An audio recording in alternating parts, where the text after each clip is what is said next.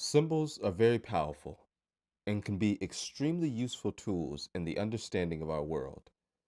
The ancients understood the power of symbols and used them extensively in and out of their culture for communication, protection, fertility, wealth, astrology, fortune telling, agriculture, religion, spirituality, death, birth, and even rituals. Using a symbol geared toward a certain thing can assist the subconscious mind to create the energy needed to bring about the desired manifestation through the symbol. In a way, symbols are like a guide map, leading an individual toward a desired destination.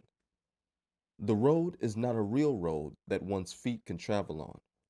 The road in this case can be a spiritual road or an energy field being pulled in a certain direction. Energy, like a real road, can twist and turn and connect two different paths together that normally would be difficult to connect. These roads can link diverse groups together for the purpose of a goal that everyone can agree upon that will represent all through the image or a symbol. A signpost to know that you are going in the right direction. A signpost representing a particular group or behavior. Symbols have been used by rulers and nobles to command great populations. A symbol can be used by populations to show their support or dedication and gratitude towards a common belief system. Symbols can be used to educate, dedicate, prescribe, and even to destroy. However, the most instrumental factor for how well a particular symbol will work lies in its use over time. The more a symbol gets used for a particular thing, the clearer the understanding will be. This increasing effectiveness through the use of symbols explains why certain symbols were carefully handed down from generation to generation. With each passing generation utilizing the same symbol, all the while building up a clear pathway in which greater results can be derived. In this documentary, we will explore many ancient symbols that were and are still in use over time, and the power and meaning behind these ancient and ingenious markings of communication. Today, we take symbols for granted. We interact with dozens, if not hundreds, of symbols every day. From the steaming waves of your coffee cup that indicates the liquid is hot, to the octagonal red stop sign that you passively come to a halt to, the male and female symbol that indicates which bathroom is which, to the danger toxic chemical on the many things that can pose harm to us. As you share a post on Facebook or Twitter, cute and fun symbols known as emojis are employed to take the awkwardness out of your communications with others over the internet. And yet, these powerful yet simplistic markings of communications go by unnoticed in their strength and functionality of the impact of how our lives are brought closer together by them. Throughout time, symbols were used to communicate messages spanning thousands of years. One of the most popular methods of communicating messages through time is symbology, and it is through the root of ancient symbols passed down from time and time again that truly makes us what we are today. Us modern humans have been molded and guided along with a certain path through certain symbology that have been with us since the dawn of civilization.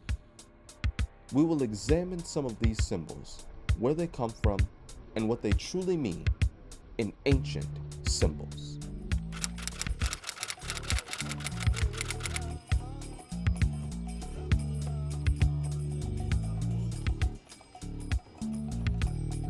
The yin-yang symbol, also known as the Tai Chi symbol, consists of a circle divided into two halves by a curved line. One half of the circle is black, typically representing the yin side. The other is white for the yang side. A dot of each color is situated near the center of the other's half. In Chinese philosophy, yin and yang is a concept of dualism in ancient Chinese philosophy, describing how seemingly opposite or contrary forces may actually be complementary, interconnected, and interdependent in the natural world, and how they may give rise to each other as they interrelate to one another. Yin and yang can be thought of as complementary rather than opposing forces that interact to form a dynamic system in which the whole is greater than the assembled parts. According to this philosophy, everything has both yin and yang aspects. For instance, darkness cannot exist without light. Either of the two major aspects may manifest more strongly in a particular object or situation, depending on the criteria of the observation. The yin-yang shows a balance between two opposites with a portion of the opposite element in each section.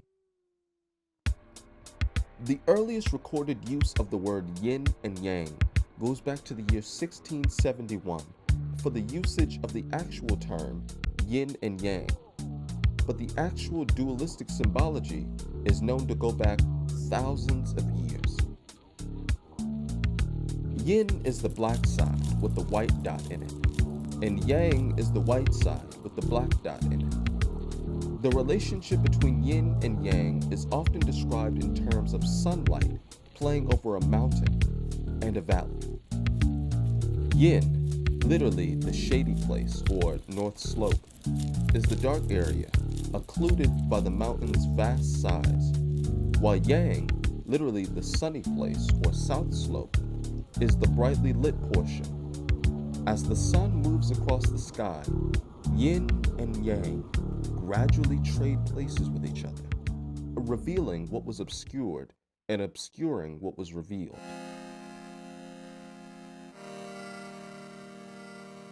Yin is characterized as slow, soft, yielding, diffuse, cold, wet, and passive, and is associated with water, earth, the moon, femininity, and nighttime.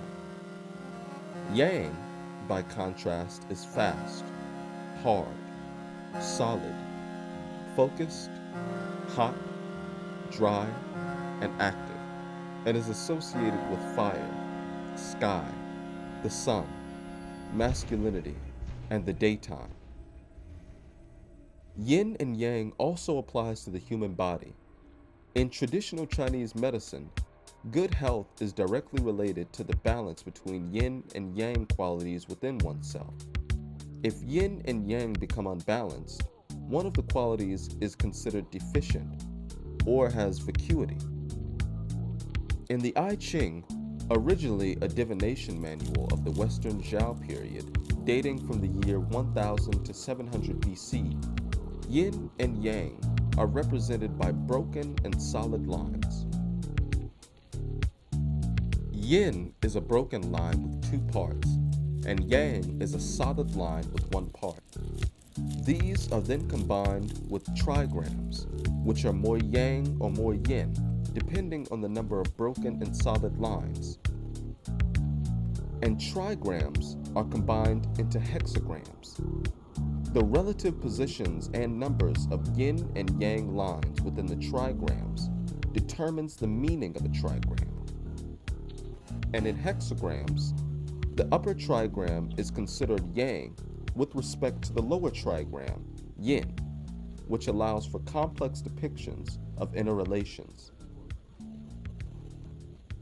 Yin-yang symbology in correlation with the I Ching is known to even be used for predictions of future events, and if used correctly, its accuracy is thought of as to be truly unfounded.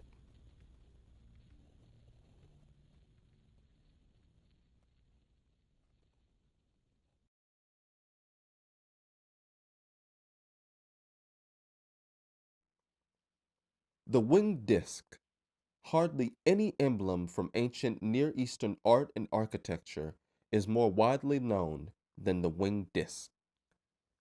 The winged disc is essentially a circle to which two outstretched wings are attached. It is a religious symbol representing a deity the ancients regarded as the supreme god of the sky. The winged disc, or winged sun, is a symbol associated with divinity, royalty, and power in the ancient Near East, Egypt, Mesopotamia, Greece, and Persia, and in many other regions of the world.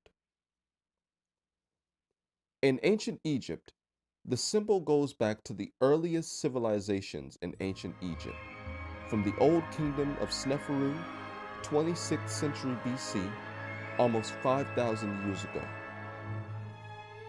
In early Egyptian religion, the symbol of Bihiditi represented Horus, later identified with Ra, one of the most important gods of ancient Egyptian religion.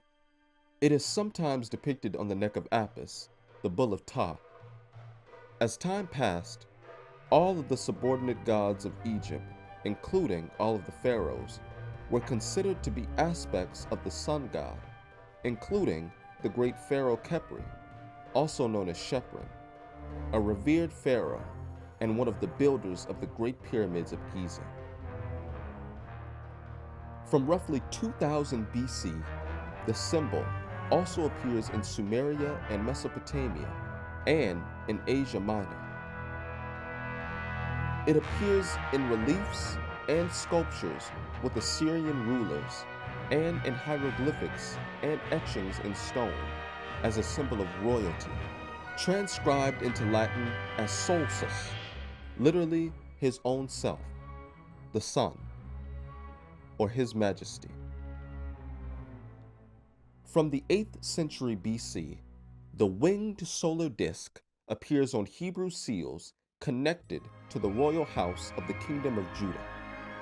Many of these are seals and jar handles from Hezekiah's reign, together with the inscription Emelech, belonging to the king. Typically, Hezekiah's royal seals feature two downward pointing wings and 6 rays emanating from the central sun disk, and some are accosted on either side with the Egyptian ankh, or key of life symbol. Prior to this, there are examples from the seals of servants of King Ahaz and of King Uzziah.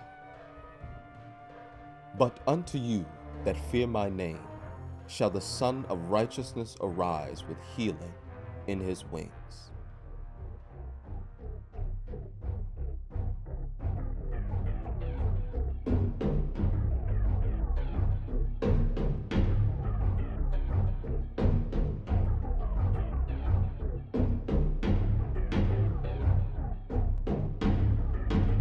The Eye of Horus, also known as Wajet, is an ancient Egyptian symbol of protection, royal power, and good health. The Eye of Horus is similar to the Eye of Ra, which belongs to a different god, Ra, but represents many of the same concepts. Funerary amulets were often made in the shape of the Eye of Horus. The symbol was intended to protect the pharaoh in the afterlife and to ward off evil. Ancient Egyptian and Middle Eastern sailors would frequently paint the symbol on the bows of their vessels to ensure safe sea travel. Horus was the ancient Egyptian sky god, who was usually depicted as a falcon. His right eye was associated with the sun god Ra. The sun symbol represents the marking around the eye of the falcon, including the teardrop marking, sometimes found below the eye. The mirror image, or left eye, sometimes represented the moon and the god Jehudi. It was believed by the Greeks and Romans that an evil heart could get to the eye. The thought to be powerful effects of eyes and optics created the myth that the energy producing power of the eye had the ability to cast evil spells with just a glance. Because the ancients believed the evil eye could be counteracted with a good eye, myths about Horus arose. In one myth, when Set and Horus were fighting for the throne after Osiris's death, Set gouged out Horus's left eye. The majority of the eye was restored by either Hathor or Thoth. When Horus's eye was recovered, he offered it to his father Osiris in hopes of restoring his life. Hence, the eye of Horus was often used to symbolize sacrifice, healing, restoration, and protection. There are 7 different hieroglyphs used to represent the eye, most commonly IRT. In Egyptian, which also has the meaning to make or do, or one who does. In Egyptian myth, the eye was not the passive organ of sight, but more an agent of action, protection, or wrath.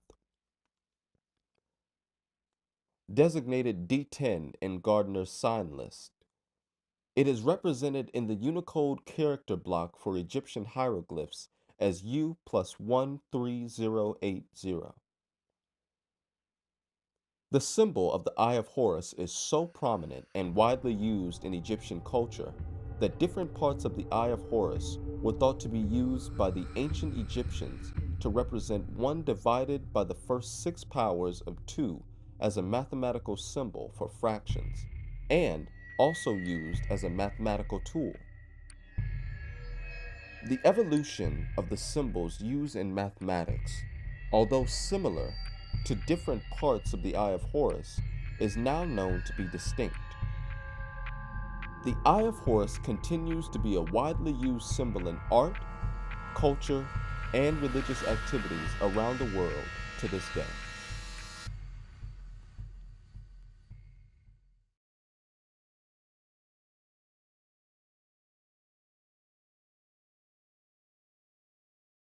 The universal symbol of the Christian faith, the cross, represents Christ's victory over death. The cross represents the redemptive transformation of a barbaric instrument of torture into a divine tree of life that brings hope to humankind. The Christian cross, seen as a representation of the instrument of the crucifixion of Jesus, is the best known symbol of Christianity. It is related to the crux or crucifix, a cross that includes a corpus, usually a 3-dimensional representation of Jesus' body, and to the more general family of cross symbols, the term cross itself being detached from the original Christian meaning in modern English.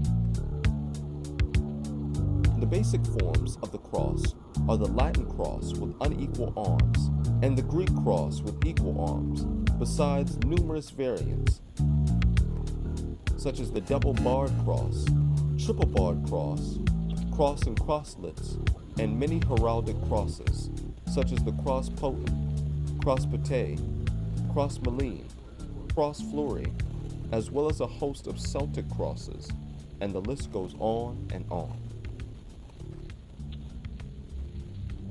For a few centuries, the emblem of Christ was a headless T-shaped tau cross rather than a Latin cross. Some scholars consider this to originate from pagan druids who made tau crosses of oak trees stripped of their branches with 2 large limbs fastened at the top to represent a man's arm. This was Thou, or God. There are few distant examples of the cross in 2nd century Christian depictions. It has been argued that Christians were reluctant to use it as it depicts a purposely painful and gruesome method of public execution. A symbol similar to the cross, the staurogram, was used to abbreviate the Greek word for cross in very early New Testament manuscripts, almost like a nomen sacrum. The extensive adoption of the cross as a Christian iconographic symbol arose from the 4th century AD. However, the cross symbol was already associated with Christians in the 2nd century, as is indicated in the anti-Christian arguments cited in the Octavius of Minucius Felix, chapters 9 and 29, written at the end of that century or the beginning of the next, and by the fact that by the early 3rd century, the cross had become so closely associated with Christ that Clement of Alexandria, who died between 211 and 216, could without fear of being scrutinized use the phrase, the Lord's sign, to mean the cross. The crucifix, a cross upon which an image of Christ is present atop the cross, is not known to have been used until the 6th century AD.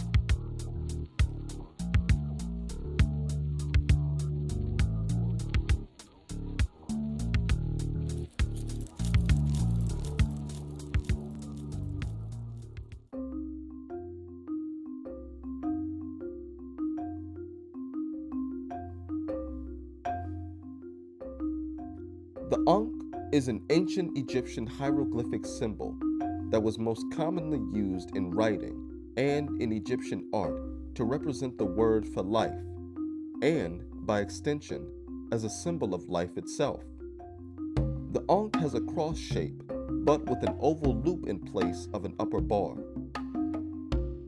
The origins of the symbol are not known, although many interesting theories have been proposed.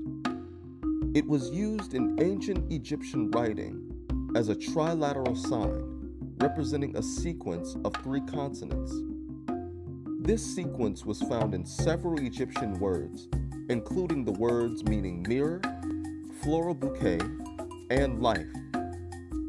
In art, the symbol often appeared as a physical object representing either life or substances such as air or water that are related to it.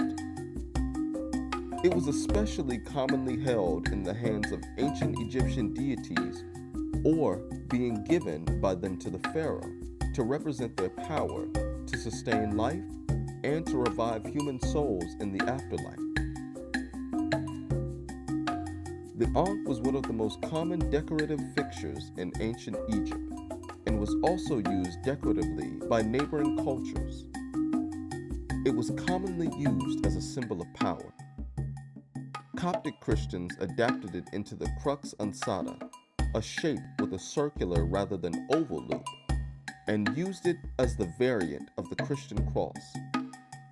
Since the late 20th century in the Western world, the ankh has again come to be used decoratively as a symbol of African cultural identity, ancient Egyptian belief systems, and even neo-pagan and Goth subcultures. Many scholars believe the sign is a knot formed of a flexible material such as cloth or reeds. These early versions bear a resemblance to the Tayet symbol, a sign that represented the concept of protection. Some scholars have argued that the ankh originally represented something other than a knot. Some have suggested that it even had a sexual context. Calvin Schwab, an author and researcher, argued that the origin of the ankh is related to 2 other signs of uncertain origin that often appear alongside the ankh in ancient writings. This was scepter, representing power or dominion, and the jed pillar, representing stability. In Egyptian belief, life was a force that circulated throughout the world. Individual living things, including humans, were manifestations of this force and fundamentally tied to it. Life came into existence at the creation of the world, and cyclical events like the rising and setting of the sun were thought of as reenactments of the original events of creation that maintained and renewed life in the cosmos. Sustaining life was thus the central function of the gods who governed these natural cycles. Therefore, the ankh was frequently depicted being held in God's hands, representing their life-giving power.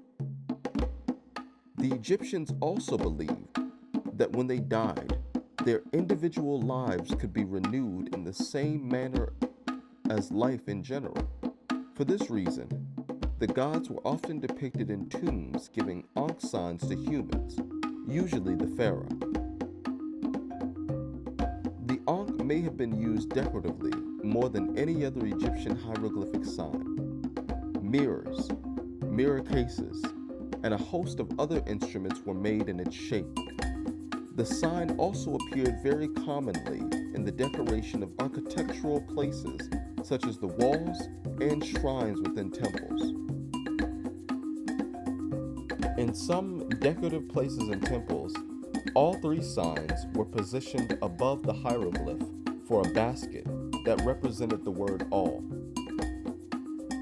life and power, or all life, power, and stability. Some deities such as Ra and Osiris could be depicted holding a scepter that incorporated elements of the ankh and djed.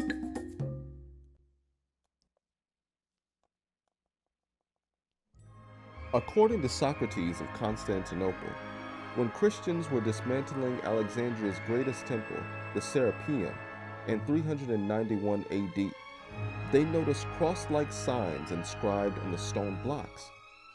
Pagans who were present said the sign meant life to come, an indication that the sign Socrates referred to was the ankh. Christians claimed the sign was their own, indicating that they could easily regard the ankh also as a crux ansata.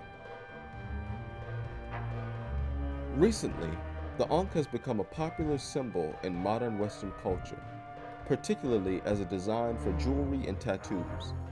Its resurgence began when the counterculture of the 1960s stirred a greater interest in ancient religions. In the 21st century, it is the most widely recognized symbol of African origin in the Western world, and it is sometimes used by the people of African descent in the United States and Europe as a symbol of African cultural identity.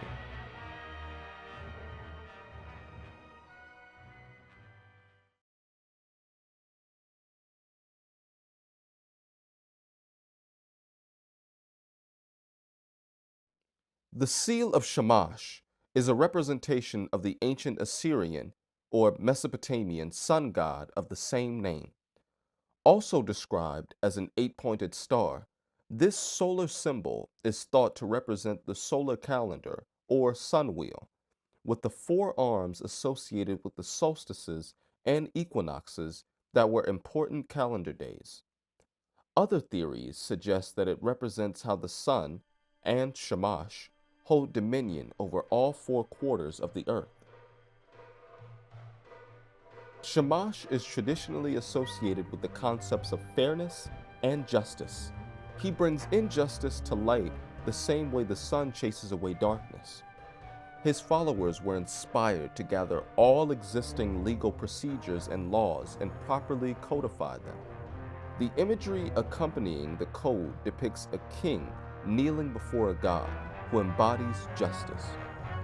When used in legal documents, the seal of Shamash represents fair application of the law and just decisions, and warns the authorities not to deviate from them. The message was so strong, the Mesopotamian kings used the symbol as a cylinder seal or signature. As a logical consequence of Shamash's position as a righter of wrongs, he is also perceived as the god who rescues people from the torment of demons. The ancient Babylonians appealed to him to help those being unjustly persecuted. The seal appears in songs dedicated to him, many of which are highly emotional. Due to the widespread popularity of the sun god, different versions of the seal of Shamash exist, but the variations are so small that the image has remained consistent for over 5,000 years.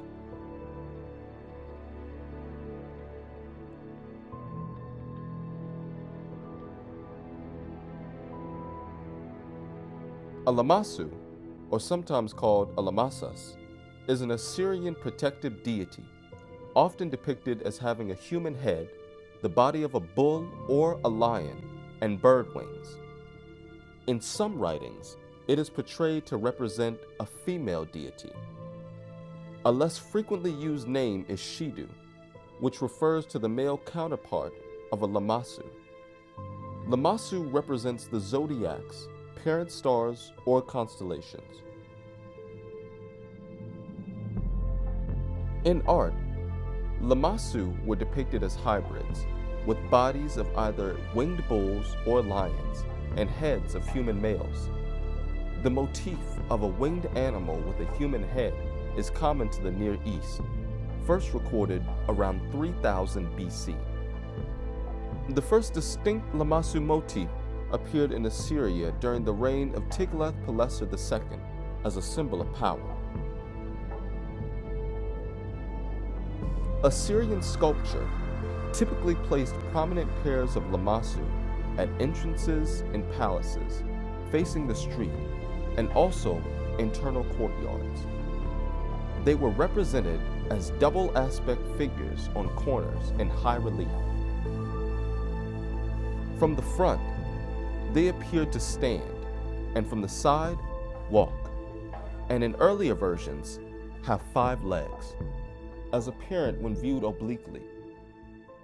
Lamassu do not generally appear as large figures in the low-relief schemes running round palace rooms, where winged genie figures are common, but they sometimes appear within narrative reliefs, apparently protecting the Assyrians. The colossal entranceway figures were often followed by a hero grasping a wriggling lion, also colossal in scale. In the palace of Sargon II at Dur-Shuriken, a group of at least 7 Lamassu and 2 such heroes with lions surrounded the entrance to the throne room, a concentration of figures which produce an overwhelming impression of power. They also appear on clay seals. Lamassu represents the zodiac, parent stars, or constellations. They are depicted as protective deities because they encompass all life within them. In the Sumerian epic of Gilgamesh, they are depicted as physical deities as well, which is where the Lamassu symbol originates. Although Lamassu had a different symbolic meaning and portrayal in culture of Sumer and Babylonia, the terms Lamassu, Alad, and Shidu evolved throughout the Assyrian and Akkadian culture. The British 10th Army, which operated in Iraq and Iran in 1942 and 1943, adopted the Lamassu as its insignia. A bearded man with a winged bull body appears on the logo of the United States Forces, Iraq. Planet Earth is home to some spectacular relics from ancient eras of long ago, constructions and motifs that seem to defy logic. Some suggest the hands that helped craft these icons weren't totally of this world. It's fun to think about where these symbologies came from.